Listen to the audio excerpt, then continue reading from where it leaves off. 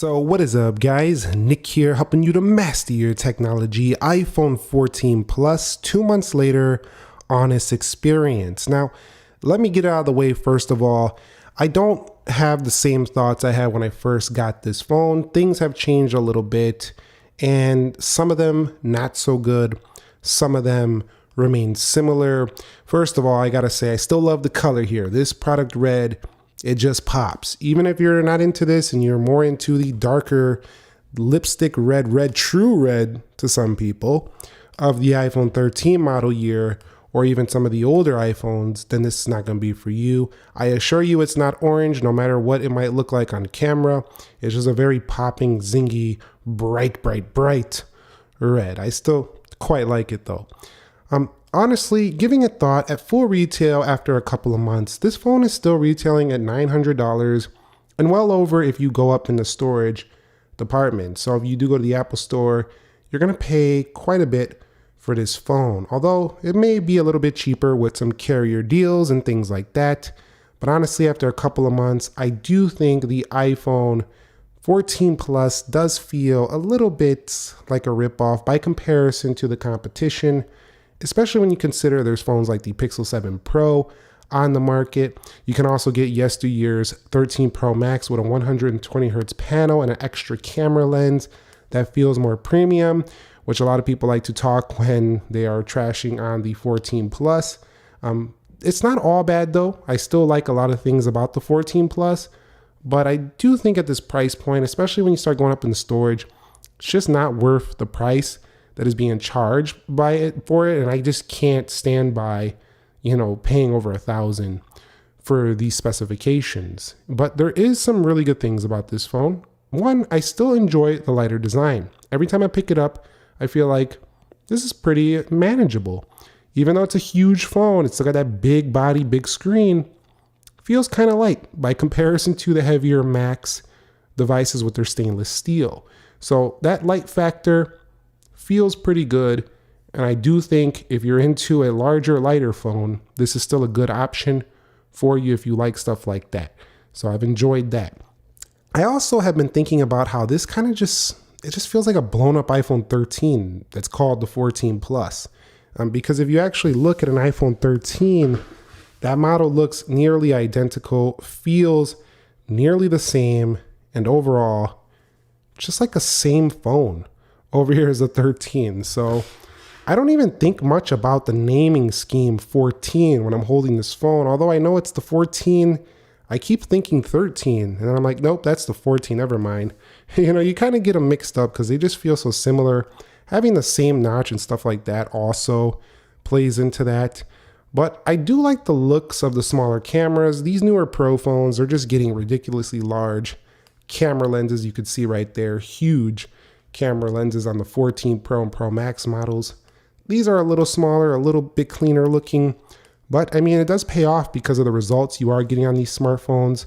Definitely like the look of the cameras here versus the stovetop Pro Max devices, but that doesn't mean they're better. They're definitely not better, but I do like the look of them. The quality though that comes from these cameras are superb. So if you are looking to get an incredible quality, you will. The deep fusion, the overall results that are, present with this, it's incredible. Also, the 4K 60, the video, really good at tracking moving subjects as well as action mode has been great on this phone. I covered that in my earlier video, cinematic. And even the front-facing camera is quite solid as well. So I do like the camera setup. There's only one issue I keep thinking about. I just can't get over this price for 5x zoom. This is weak sauce for this money. 5 times zoom for $1,000. I just can't do it. Like I can't recommend that for, $1,000. But if you're buying it just for a solely good camera experience, you'll definitely get it there. And I still think the 14 Plus can be a great deal if you're trading in an older iPhone and you can cop this phone at half the price because you traded in a phone. When I speak sometimes, I'm coming from the perspective of full retail. So I'm saying like, if you're going to go pay the full price or even sign up for a deal where you got to pay off the phone at the full price, still, this is a little bit up there for not having any type of zoom. 5X is just ridiculous at this money, especially considering there's some cheap Chinese Android phones You know, they cost $300. They can zoom 10 times farther than this. So yeah, Apple, please throw on a little bit more zoom on the next Plus model and maybe give us a smoother display. It would really make this phone far more interesting. Also, consider the dynamic island. That would also be nice as well. 2 months later, I do have respect for one area of this phone, and it's one of the reasons I actually still like it. I'm not gonna say I'm in love with it, but I still like it, and it's the battery. The battery on this is probably the best I've ever seen on any iPhone. It just lasts and lasts and lasts. Easily a 2-day phone if you manage your use and you're not on your phone all day long, every day. I will say eSIM support only can be a bottleneck for some people if you like the ability to switch between phones or you just don't want to switch to a digital SIM right now. That's something that can be quite annoying for some people. And I think it would have been a little bit nicer if they would have just put that on the Pros for people who are into tech right now, but they even did it on these more base 14 and 14 Plus models, so eSIM is something you got to deal with here. The phone call quality on this phone has been surprisingly pretty darn good with really good reception. Obviously, reception can be based on your carrier, but the modem technology in here is also very good. It just has much better reliable phone call reception and strength that you would find versus a couple of years back. So an 8 Plus, for example, nowhere near that good. This also gives you 5G, so do keep that in mind as well. I do have to say also, this phone, you know, does offer up to 512 gigs, so there is a respectable amount of storage that you can get for it, but I went with the 128 gig. Obviously, I'm not going to pay for the 512. I just don't think it's worth it, especially at that model, because that model is going into the Pro prices at that point. So I'm going with the base on this one for the channel. The display is still beautiful. It's still an OLED. And this phone's display just a couple years ago, 12 Pro Max, for example, was top of the line. You know, still smooth, even though it's 60 Hertz for iOS. iOS is a smooth platform regardless, and really good contrast ratios. So definitely you can still enjoy your media, still read, you know, still do whatever you need to do. It's not like a 10 times worse experience.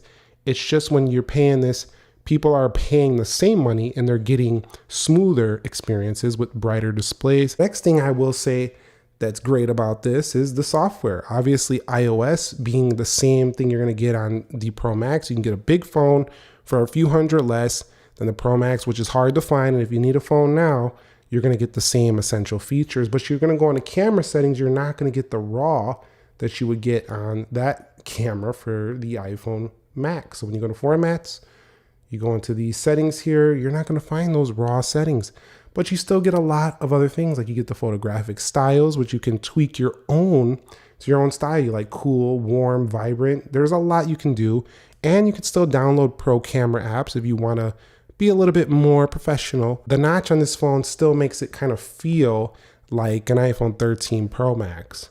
You know, the iPhone Plus in the past, the 8 Plus, really did have more appeal, I think, than the 14 Plus. And the reason why, it's not because it's a better phone. Clearly, the 14 Plus is a better phone. But the difference is the Maxes didn't exist. Now the iPhone Max devices, they exist. So they make this phone not look so good. And it almost feels like this phone is just a placeholder to get you to look at the higher price phone to bring Apple sales on the higher priced iPhone 14 Pro Max. I don't think that's the mission. I think the mission here is to give somebody an option who doesn't want to go all out on the 14 Pro Max, but people, they can still see that this phone doesn't represent amazing value due to the fact that the 13 Pro Max can be found at a similar price and give you more for your money. As a value proposition, I don't think Apple hit a home run with this one. I think they offered a really good iPhone here, solid specs, really good battery life, feels nice, looks nice, nice colors, nice cameras, but they cut things that really would have made this a true standout. If this would have had a smooth display and maybe a little bit more zoom on the camera, we would probably have a winner on our hands here. I'm saying it's a good phone. You know, at first I was like, this is a pretty good option, the price point's a little high for this one. I want to see Apple put a little more on the next version of the Plus if they bring it around to make it more attractive. Even the dynamic island is a huge deal because people look at this and they don't see anything new. And it's hard in this current market with the phones being so mature and being a bigger company like this. You know, it's not as easy to make changes because you don't want to scare away people who are used to what they're used to. But I think a dynamic island, a smoother display, maybe a little bit better camera setup, with an extra lens, and go 4 cameras on the next, max or ultra device would set this up to be a far better value. But for some people, they're going to easily overlook this, and for others, they're going to like it. They're going to like the colors, and they're going to pick one up. Let me know your thoughts on it down below in the comment section of this video. Have you changed your thoughts about this? Have you seen it finally in person?